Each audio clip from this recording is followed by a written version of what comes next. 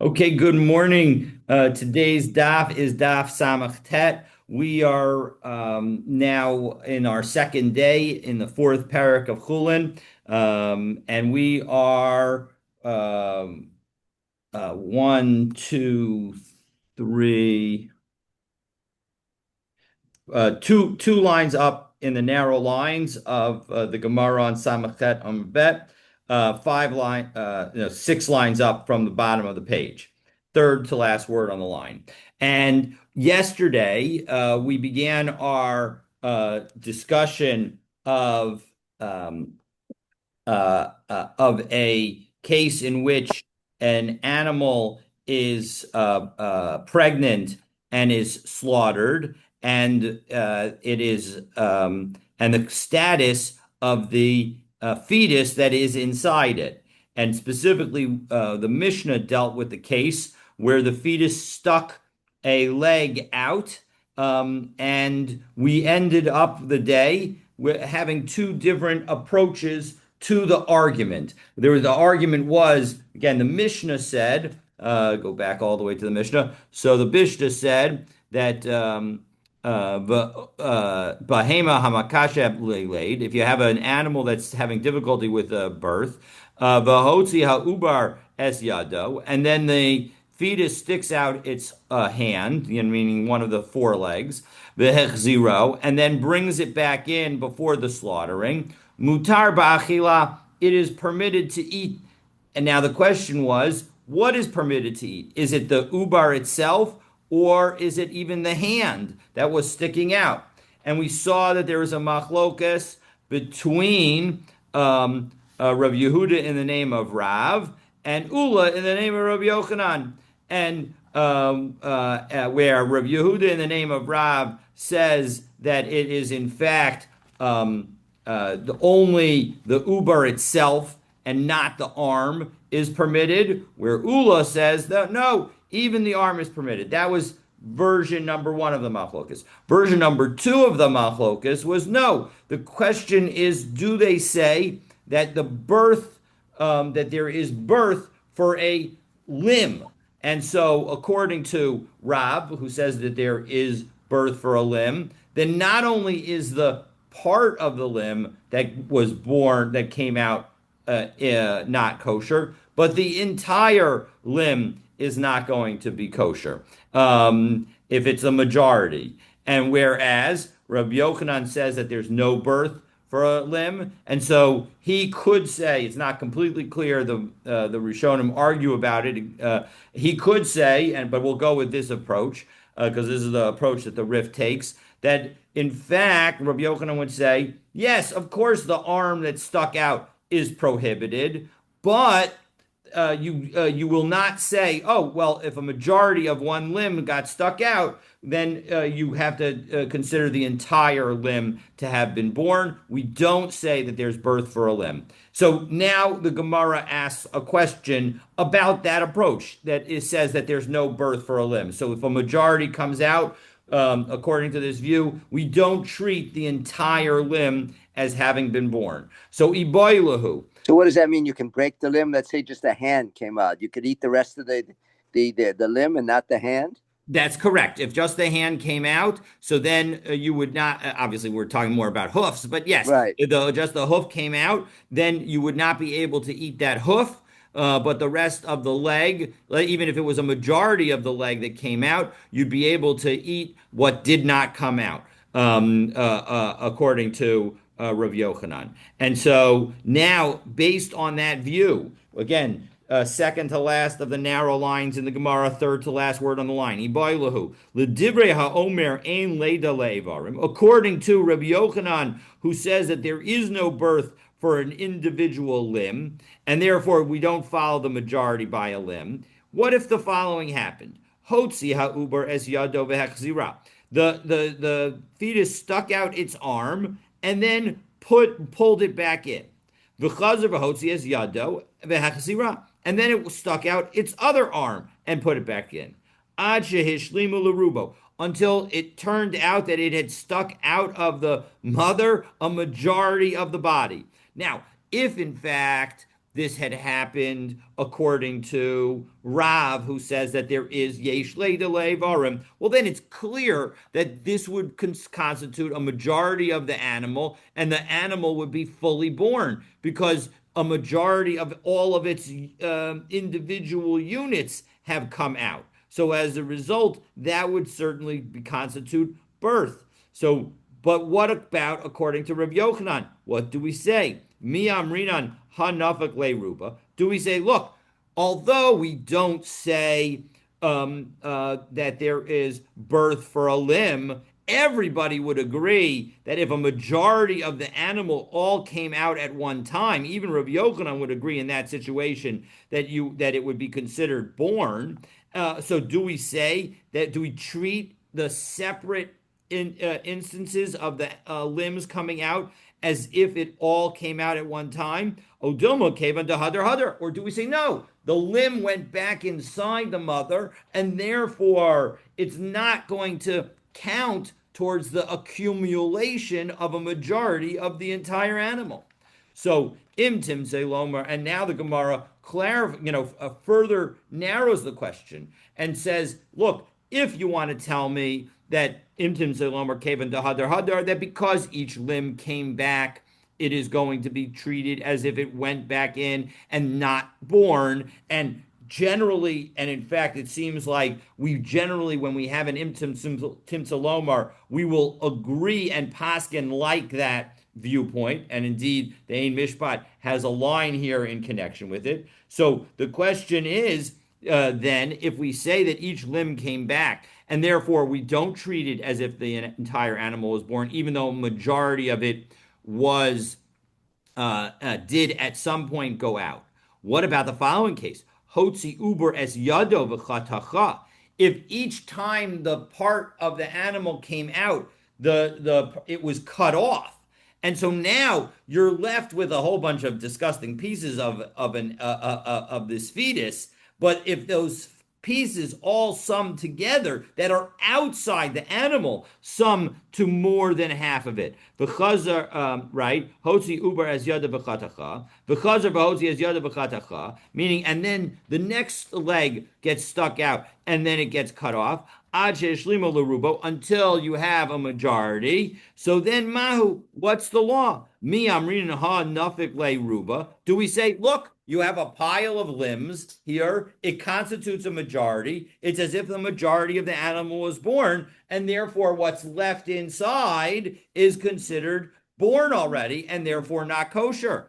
Odilma ruba bavas achas binan. Or maybe we need all of it to come out at the same time. So Tashma. So we're going to. Well, they asked the question, just thinking, suppose the animal pushed out limb A.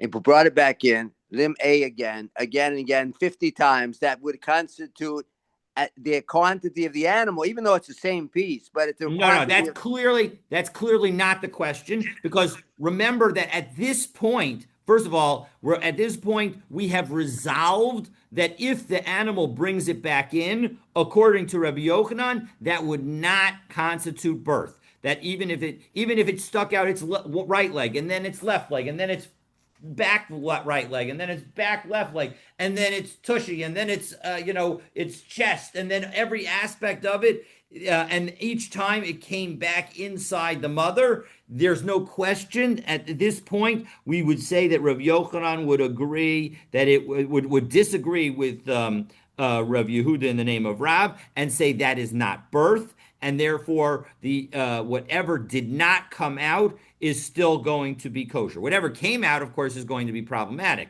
according to this read. But whatever did not come out is still going to be kosher. So now, Tashma, we're going to try and use our Mishnah to prove what happens if, in the case where each limb came out, you cut it off right away. So now, again, you have this pile of limbs that constitutes a majority of the fetus. Now what do we say? Do we say that because a majority came out, that it's considered as if the entire animal is born, and therefore what's left inside is prohibited? Or do we say no, what's left inside is permitted? Because let's take a look. We have in our Mishnah the wording is now, we're on Samach Tedem at Aleph, top of the page. Ze'aklal, davar shegufa asur, something that when it's the body of the mother animal itself, it's going to be prohibited. Vishe'ena gufa, but when it's not the mother of the body of the mother herself, mutar. Well, then it's going to be permitted when you slaughter the mother. It's going to be considered permitted when found inside.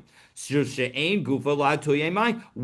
does the case of that's not part of the mother come to include? Doesn't it come to include this case? Meaning to tell you that even when a majority of the animal has come out, but it hasn't come out all at once, we can still say that the remainder of the body, even though it's a minority of the body, since it's still inside the mother and the majority did not come out at once, we're going to say it's not born, and therefore the mother, the baby, the fetus is going to be considered kosher as a result of the shechita. And certainly, if the limbs were brought back in, the minority that was not brought out would be kosher without shechita. So, no, not necessarily. La tuye kalut b'me'ei para. No, it's coming to tell you.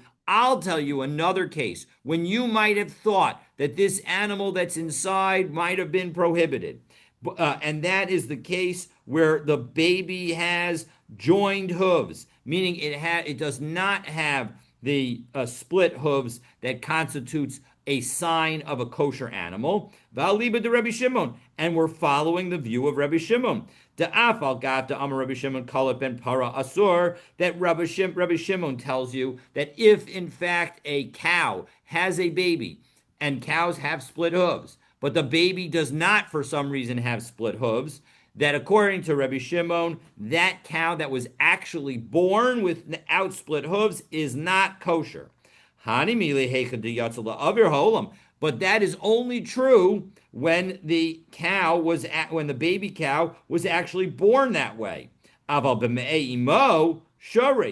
if in fact it's still in its mother's womb, well then that cow can be kosher as a result of the shechita of the mother. And so as a result, that's the situation where we say that it's coming to include that if it's not part of the mother's body, it's going to be permitted. And so exactly, it's going to be this cow that does not have split hooves. If it came out, it would not be permitted. Even if you were to try to shecht it, meaning even if it came out alive and had nothing to do with the shechita of the mother, but rather you have this animal that was born with this bodily defect, and we're going to say no, it's not going to be kosher according to Rabbi Shimon. But if that animal was still inside the mother and the mother was slaughtered, we're going to say that in that situation the fetus is kosher.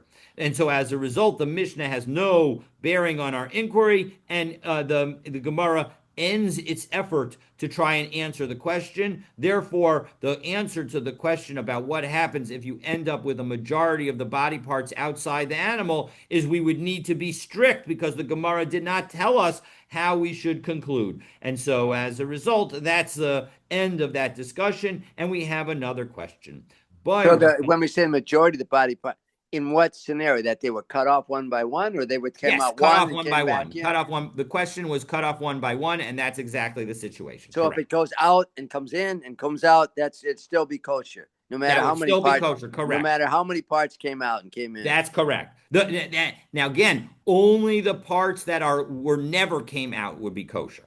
Only the parts that never came out would be kosher. So the parts that did come out would not be kosher, but the parts that did not come out, even though a majority of the animal came out, and if a majority of the animal had come out all at once, then none of the fetus that would be left is kosher. So if a majority of the animal comes out and you cut it all off and it came out all at once, even though you've left 30% of the fetus inside and now shechted the mom, the fetus is not kosher. You would not be able to eat any of it because a majority all came out at once, and everybody agrees that when you have a majority of the animal being born, that's considered the entire birth. And so the only debate is whether a majority of a limb is considered a birth. And so that's the discussion, and that's the conclusion. And we also said that if a majority came out piece by piece and went back in,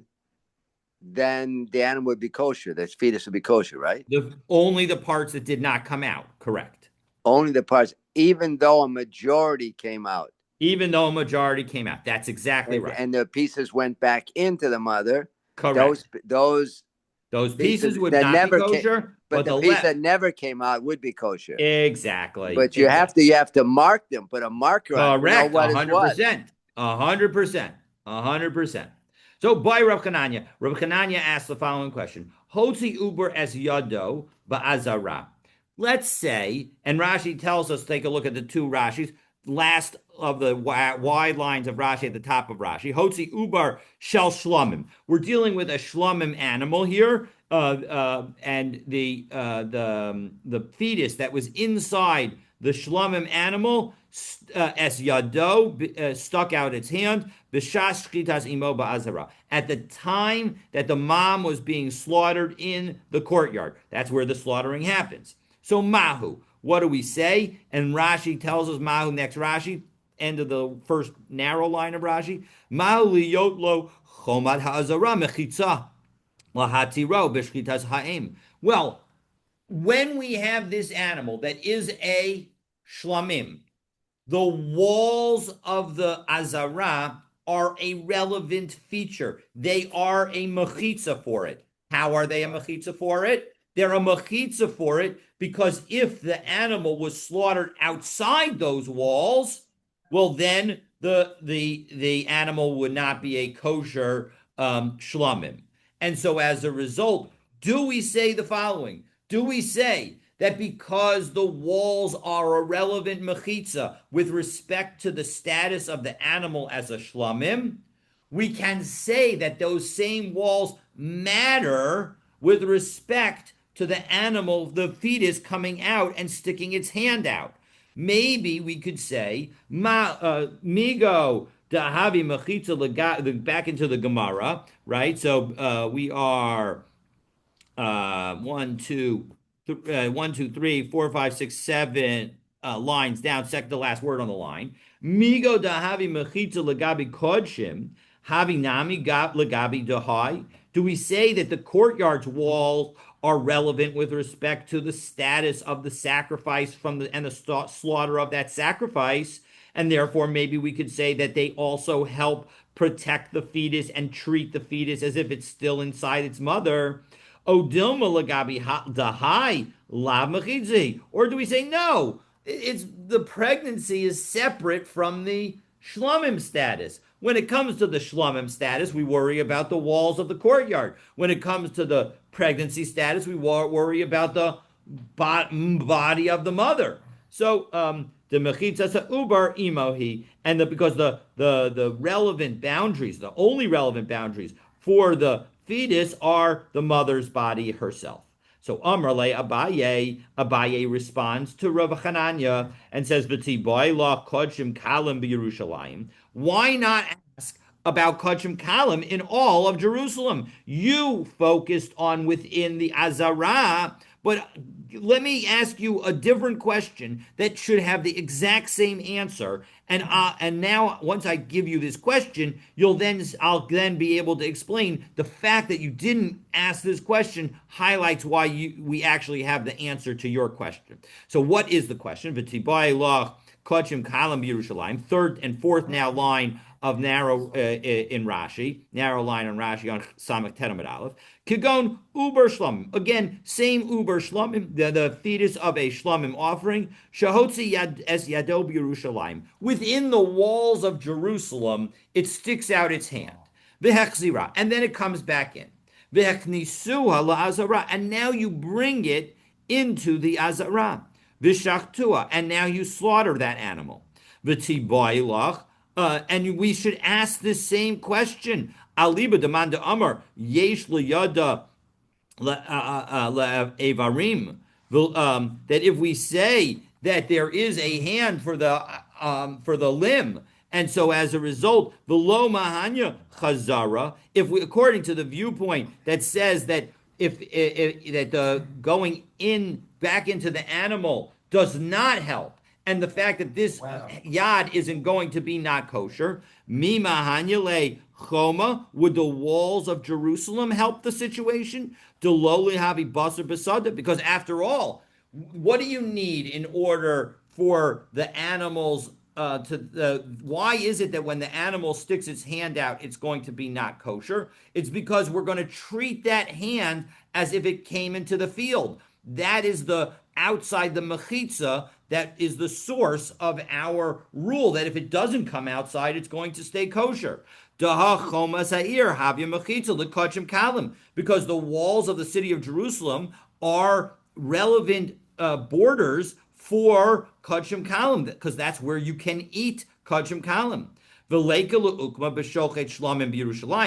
And this, you don't think that this question is about slaughtering the animal in Jerusalem. And in that situation, the hand came out of the fetus. Because then even the mother animal herself would be prohibited, because you're not allowed to slaughter the animal outside the Azara. Mishum shochetz kachim b'chutz, because you slaughtered it outside the Azara. So that's not the question. The question is, what happens if you had the shlomim? It stuck, the baby stuck its hand out of the mother, and now it came back in. And now you take that shlomim, and you did that somewhere in the city of Jerusalem, within the walls of Jerusalem. And then you take that animal and you bring it to the Azara and you slaughter in the Azara. Do we say that the walls of Jerusalem serve as walls that contain the leg that stuck out? Or do we say no, what matters is the mother? Well, the fact that you didn't ask that question, the Gemara continues back into the Gemara, last word on the 11th line. Kodshim kalam b'Yerushalayim, my time a low kami by. Like, why didn't you ask that question? Because demechitzas ubar imohu. Of course, the relevant borders for the fetus are its mother. So hachanami mechitzas ubar imohu. Here too, the relevant borders are the mom. And so don't ask me this question. That's the answer, is that it's definitely the mother that matters and not the walls of Jerusalem or the walls of the Azara. So boy ilfa, another question. Hotzi ubar es yado ben siman l'siman. What happens if during the course of the slaughtering of the mother, you've cut one of the pipes, you've cut the trachea but not the esophagus, or the esophagus and not the trachea, and now out pops the arm of the mother. Now we're going to. This question is being asked according to the viewpoint that says, if in fact, this is the Chachamim's viewpoint that we saw yesterday, that if in fact it comes out, it is considered as if it is a treifa, and so it's not considered as a nevela. It only has the din of a treifa, and so the question is, here we had one cutting of one pipe that did two things. It was both for the kashrus of the animal to be able to eat it and to take it out of the nevela status. But then when it came to the second pipe, and with respect to the leg that was sticking out of the mother, it was only doing one thing. It was only doing the slaughter of the, it was only doing slaughter in order to take it out of the category of nevela. So can we combine the cutting of one pipe, which accomplishes two goals, with the cutting of one pipe that only accomplishes one goal? That is the question. And if it sounds somewhat familiar, it's because we did see this discussion earlier in Maseches Chullin. So boy ilfa, hotzi uber as yado ben simon l'simon. The arm sticks out between the cutting of the two pipes. Mahu, what's the law? Mi mitzaref simon rishon l'simon sheni. Do we say that they combine and they therefore it's considered fully slaughter with respect to the arm that stuck out, l'tahare midei nevela, and therefore the arm that's sticking out is not going to be a nevela, but rather will be considered like a treifa that was slaughtered? Oh, lo, or no? Do we say no? You have to have a combination of two identical types of cutting. one cutting was only to take it out of the category of nevela, and the other one was to take it out of the category of nevela plus to make it kosher, so they don't get to combine. So Amarava kal v'chomer. Rava says, I'll give you a kal v'chomer. Im hawil lo siman rishon l'siman sheni lahatziro ba'achila. When it comes to the first pipe and the second pipe, it does work with respect to enabling the entire rest of the mother and the fetus that remains inside to be eaten. Lo yo yil lo l'tare midei nevela. It should certainly work with respect to combining for this one limb that is sticking outside. And so that is the conclusion that the Gemara has, that in fact, it doesn't make a difference when the animal sticks its leg out. The leg that is out will be considered a slaughtered treifa, not a nevela. So by Rabbi Yirmiyah, Rabbi Yirmiyah asks another question. So we have another question. Ma'u lachush lazaro. What about the children? Meaning, well, we're going to now have 4 different possible explanations of what we mean about that. So, hey, Chidami, what are you talking about? Again, we have this child that was born, that effectively was slaughtered inside its mother, and now is alive and walking around, and something else, and now we're going to be asking about something else. So, well, if it's slaughtered inside the mother, how can it be alive? I'm sorry, the mother was slaughtered while the fetus was inside it, and then the fetus was either born or removed alive from the mother. Okay? So the mother was the one that was slaughtered, not the fetus, just to clarify, because my language wasn't completely clear. So again, this is again referred to as the ben pekua. That's the category that we're talking about. And now this animal that was inside the mother was slaughtered. The mother was slaughtered. The infant, the fetus becomes born, and essentially is an orphan from its mother, and now it has. The question is what's its status, or what's the status of some kind of offspring from it, some kind of produce from it, but we're not exactly sure what the case is. So the Gemara asks, what's the case? So possibility number one, if we're dealing where the Ben Pekua had relations with a normal animal, so my area, hi de ispe isur yotze. Why are you asking the question about a situation? Oh, and I should clarify that when we ask this question, let's take a look at Rashi. Rashi clarifies that the Gemara is asking a specific case. It's not a normal Ben Pekua, but rather a specific case of Ben Pekua. So take a look at Rashi. It's Mahu Lachush Lazaro. It is from the bottom of the narrow lines in Rashi, 19, 20 lines up in the narrow lines. Mahu Lachush Lazaro. Shal Uberzeh. What happens to the offspring of this fetus? Shahotzi Yado. That it stuck out its hands. V'nishchata imo. And its mother was slaughtered. V'hotzi uho chai. And now it comes out alive. V'gidel. And it grows up. Uba al habehema, and now it has relations with another animal. V'holin, and it has a baby. Mahu, what do we say? Sheya'aser eber kiyotzibo. Well, this animal's right leg was not kosher. So do we say that the right leg of this animal's child is also not kosher? Kiyotzibo hanolad mimenu. Do we say that that also is not kosher? So now the Gemara is going to clarify and say that can't be the question. So back into the Gemara. We are the third to last narrow line of the Gemara. Last word. But was this animal kosher? What? If they wanted this animal that was born alive, yeah, would that animal need shechita? If they wanted, it would not need shechita. It No. is kosher. You're absolutely right. It would not. Again, Right. Biblically, it would not need shechita. It is kosher in its current form. You just cannot eat the one limb that came out before the mother was slaughtered. So that's the status of this particular animal. But they allowed it to grow up. They just And said now we're it was gonna. allowed to grow out. That's exactly right. So if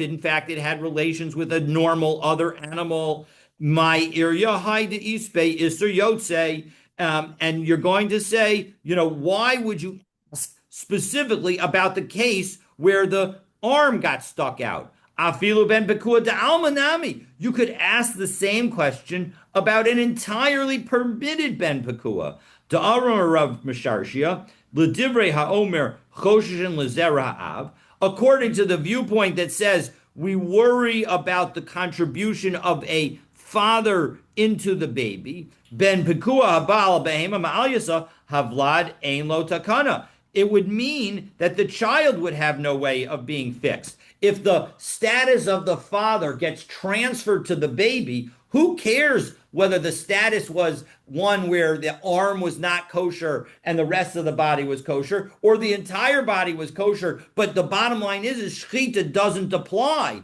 And therefore, there's no way to have shechita apply to this child. So that can't be the question. So, lo tzricha de azal aben bekua de kavase. Oh, maybe it had relations with another ben pekua. So my aver molid aver. Do we say that that one limb creates another limb, and therefore that limb is going to be not kosher, whereas the rest of the animal maybe won't even require shechita at all because we have two ben pekuas that don't require shechita? Or v'chatich le b'shari, and therefore you can cut it off, and the rest of the animal is permitted. Odilma mivalbel zare, or do we say no? All the pieces get mixed up together. So Hadar Amar, later he realized that, of course, Pshita de Mevalbel Zareh. He said that cannot be the explanation of our question because everybody will agree that the father gets all mixed up. Because the Im Kain, if you were to say that because the father's right leg was stuck out while it was in the mother, and therefore the father's right leg is not kosher, whereas the rest of the animal can be eaten even without shechita. And therefore we would say the same thing about the right leg of the baby that this animal now has. Summa yolate summa, but does a blind Oh, animal I was just gonna always ask have that. a blind offspring? The kitea yolate Right. kitea, or if it's a lame animal, will its all as offspring always be Right. lame? Elapshita de mevalbel zarei. It's clear that the father's input on this child is all mixed up. It's in all parts of the child. So as a result, that can't be. And so as a result, here's what the question must be. I'm just thinking two deaf people don't necessarily have a deaf child. That's exactly right. 100%. That's the same kind of question that the Gemara is asking. Behema ba'alma lav mikoach chelev. Oh, so what the question is, do we do we say that just as a regular animal, we don't say the dam of the behema ba'alma lav mikoach chelev v'dam ka'asya v'sharya when you have a normal animal has prohibited parts. You can't eat the fat. You can't eat the blood. And of course, when it has a baby, the baby is kosher. You don't say that the fat, the non-kosher fat, and the non-kosher blood made the whole baby not kosher. That's not the way it works. So, do we say that the same thing would apply here? So, hachinami loshna here too. Yes, it has a one arm that isn't kosher, but who cares? It all gets mixed together, and therefore it's fine. Odilma treisure amrinan, or do we say no? Chalev and blood will allow it because it's only two problems. Tulasa lo amrinan. But now that you have three problems, the blood, the chalev, and the non-kosher limb, maybe we'll say that the offspring's not kosher. Ulaman, well, 1 second. Who would this question be like? Meaning, who would say that you would end up with three problems? Ila Rebbe Meir, you want to tell me that it's Rebbe Meir? Isser chelev and dam ika. Sure, there could be a problem of chelev and dam, but Isser yotze leka. But there's never going to be a problem of sticking the arm out. And as we will see, Rashi will tell us here, Il Rabbi Meir, Da Amar Isser Chalev Noheg B'Shalil, because Rabbi Meir, we are going to see that when it comes to the Shalil, the The amniotic placenta. sac, The um, placenta. It's a the placenta. placenta. Thank you. That there is that the concept of chalev and applies to the placenta. Kedila kaman iser chalev vidam ika, but iser yotze leka. But there is no prohibition of anything that comes out. Meaning that if it comes out, it's still the entire animal is still going to be kosher. Dahala Rabbi Meir, afilu mashabifnim ton shchita, because according to Rabbi Meir, when the animal is born, if it comes out alive, it still will require shchita. And if it doesn't come out alive, it's not going to be kosher at all. As we are going to see in a Mishnah, umatza ba ben tisha chai. If you find that the fetus inside the mother is 9 months, meaning that it's fully mature, ton shchita, it's going to require slaughtering. Hilkach havile kishar behema. So then it's going to be like any other animal. There is no prohibition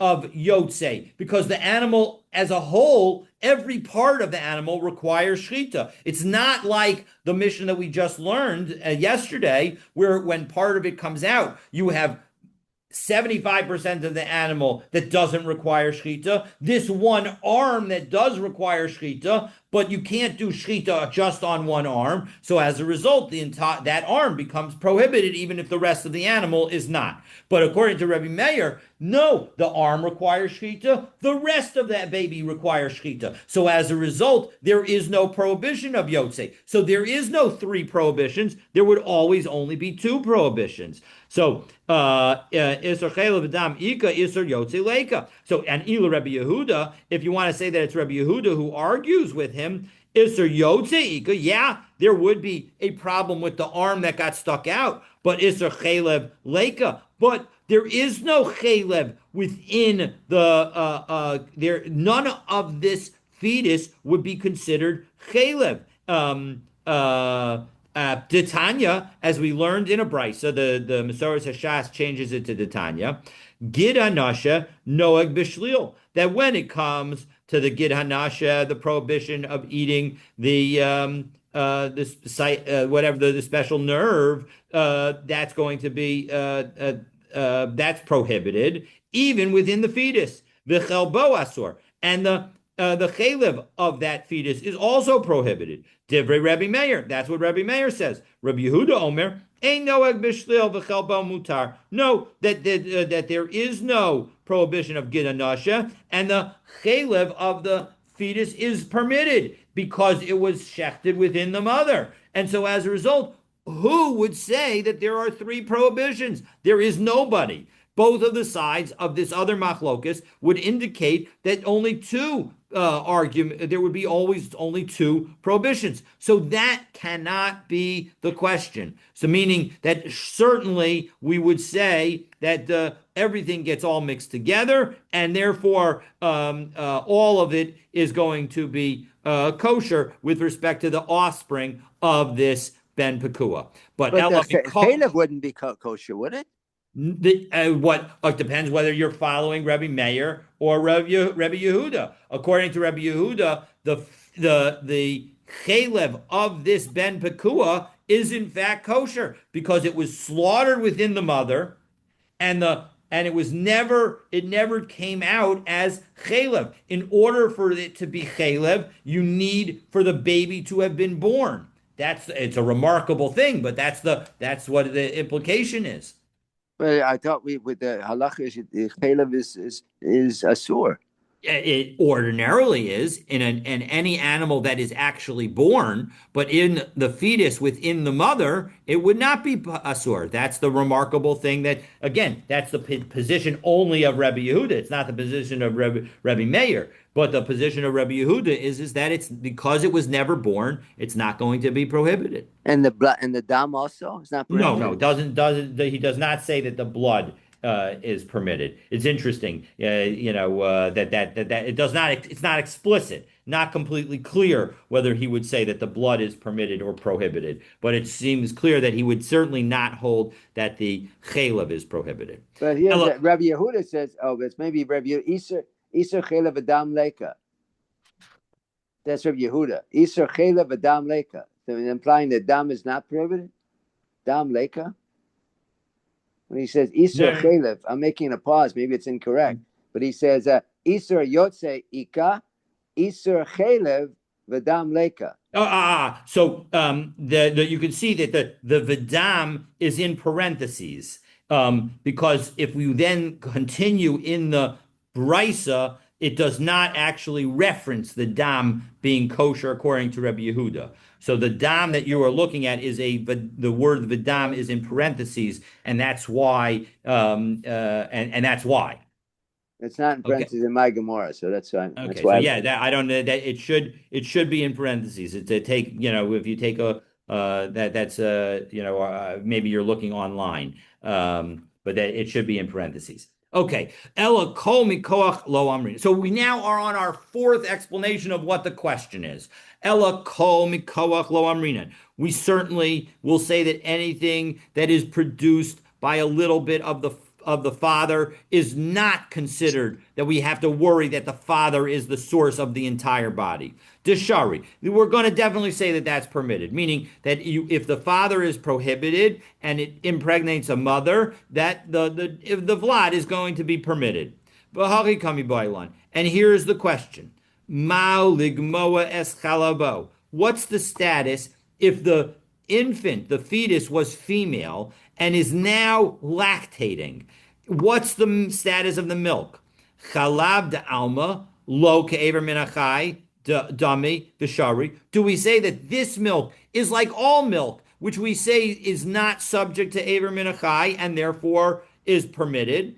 So hai nami loshna, and so here too, when the mother was a ben pakua and is, or maybe it should be called a bat pakua, but it was born after the mother was being the mother animal that was carrying it was slaughtered while the animal was still inside, and it was born alive, and then she grows up and has her own children and is now lactating. Odilma. No. Or do we say, well, when it comes to a regular animal, the reason that the milk is kosher is because the entire animal can be subject to slaughter, and therefore there's a way of addressing an ordinary issue of the issue of Aver Min Achai. But But here, shchita does not even apply to this animal, and therefore, maybe we would say that the milk is not kosher. Teku, and we are left without an answer, and therefore, you would not be allowed to have the milk. Okay, chotech mi'ubar, we said in our Mishnah that if you cut off parts of the fetus and leave them inside, they're going to be kosher. Minalan, how do I know this? And this is the basic source for the permission of the entire animal. Diksiv, the chol behema freses parsa, and it continues, v'shosas shesa shtei prasos, ma'alas gera babmehema osa tochelu. So any animal that has a split hoof, which is completely separated in two hooves, that brings up its cud among the animals, you may eat. Now, what did we have here? Behema, babehema. We had both the word behema and the word babehema among the animals. So why do we need both? The rabos es havlad. It comes to include the infant that is inside the mother when it is slaughtered. Elameata yamirubo. Well, 1 second, you're calling this fetus a behema. So why shouldn't there be tamura with respect to this fetus? Alama Tanan, but yet we have a Mishnah. There's a Mishnah, Tamura, Daf Yudam and Aleph. Ein Mamirin, we cannot do Tamura. Lo Evarin Be'ubarin, not from a limb for a fetus. Below Ubarin Ba'averin, not Evarin, not a fetus for a limb. Below Evarin Be'ubarin B'shlemim, and neither a limb nor a fetus for an entire animal, v'lo shleimin bahen, and not an entire animal for either a limb or a fetus. Bottom line is, you can't do tamura with a fetus. Ela amara kra b'chol behema. No, so therefore it's not simply behema ba behema, but the fact that it says vikol behema. The kol behema comes to include larabos esavlat. It comes to include the fetus itself. Ihachi afilu chosek min hatchol umin hakalayos nami. Well, one second, once we're saying that the vikol comes to include more, why not say that even when one cuts the spleen or the kidneys of the mother animal, which and leaves them inside the mother animal, let that also be kosher? Alama tanan, but yet we learned in our Mishnah chosek min ha'ubar shebemeha mutar b'achila, that when you cut a piece of the ubar of the fetus, it is going to be kosher. But minatchol minakalayos aser b'achila. But when it's cut from the mother animal, it's not going to be kosher. So why not? Why not say the kol comes to include those as well, and say that even those would be kosher? Amar kra ota. The pasuk says ota. It says ota techelu. It you should eat. What is the implication? Shleima v'lo chasera. When it comes to the mother animal that you're slaughtering, it has to be whole. It's not the deficient parts. Elameata. All right. So now from that, hashochet as a behema umatzava demus yona tishteret. Why not say that if in fact you have a cow and it has inside it, you find an animal that is deformed, the fetus that's deformed, and it just looks like a bird. It looks like a yona, a dove. So why not say that that should be permitted? Because after all, it's not considered, it's certainly not part of the mother animal. And so as a result, let it be also included in the kol behema, to say even this. Alama Amar Rabbi Yochanan, and yet Rabbi Yochanan says Hashochet is a behema umatzah ba demus yona asur ba'achila. Rabbi Yochanan says that is prohibited. So as we turn to Samach Tenem a bit, so beina parasos v'leika, because what did this verse say? This verse said v'chol behema mafreses parsa v'shosas shesa shtei parasos. You need to have hooves, and this deformed creature, the deformed fetus inside the mother animal, doesn't have hooves. It's like a bird. And so as a result, that's why it's not kosher. Elameata kalut b'me'e para litzar. But one second, the pasuk says that you need to have hooves. So what about a joined hoof, so that it only has one hoof? It doesn't have split hooves. So Hatana debate Rabbi Yishmael, Rabbi Shimon ben Yochai. Now we saw this. Rabbi Yishmael taught like Rabbi Shimon ben Yochai. Parsa, the Torah says parsa, a singular hoof, but a babahema tochelu. When it's inside the animal, then you can eat it. So again, that's three words from the pasuk that are not necessarily in order, but I mean they are in order, but they're not right next to each other. It says v'chol behema mafreses parsa. That's the first parsa. V'shasas shesa shtei parasos ma'alas gera babahema. And then tochelu. So those are the three words that are not necessarily in consecutive order, but they are in order. And the point is that Rabbi Shimon ben Yochai learns from them that even if, as long as the fetus has hooves and is therefore looks like a kosher animal, is sufficiently similar to a kosher animal, even if those hooves are not split, the fetus will still be kosher as long as it's inside the mother. So Rav Shimi bar Ashi Amar, Kidaka Amra Mikara. You know what? You don't have to offer that explanation and say that it's based on the kol behema. No, it could be bahema ba behema. And as for your question, udakakash yalach ein mamirin, you said, hey, you can't do tamura on a fetus. Hamani, who is that Mishnah that says you can't do tamura on a fetus? That's Rabbi Shimon. That's Rabbi Shimon. Demakish tamura lemaiser. He has a special connection of tamura to meiser. Meiser behema we're talking about, where after 9 animals go through that were born this year go through a gate. The 10th animal is Kodesh and it needs to be brought as a sacrifice in Yerushalayim. So ma meiser ain't no and needs to be eaten in Yerushalayim. Ma Meiser Eno Noeg Be'evarim Ve'ubarim, just as Meiser of a behema does not apply to the limbs or a fetus, so that if a pregnant animal goes through, it counts as one. Af Tamura Eno Noeges Be'evarim Ve'ubarim. So too Tamura doesn't. And so therefore, it's not saying, in fact, a fetus is called a behema, but it's just a special exception that says that Tamura doesn't apply to a fetus. Uminat Tamra. And so it's saying, what's the basis that I say that this is Rebbe Shimon? Ditanan, because we have a Mishnah. This is Mishnah in Tamura, also Daf Yud Amud Aleph. Rebbe Yossi, v'halo b'mukudashim, when it comes to consecrated animals, ha'omer ragla shalzo ola. If you were to say that the leg of this animal is an ola, kula ola, it all becomes an ola. Regel shelzo takazo. And so similarly, according to Rebbe Yossi, if you say that the leg of this consecrated animal should be replaced by this unconsecrated animal,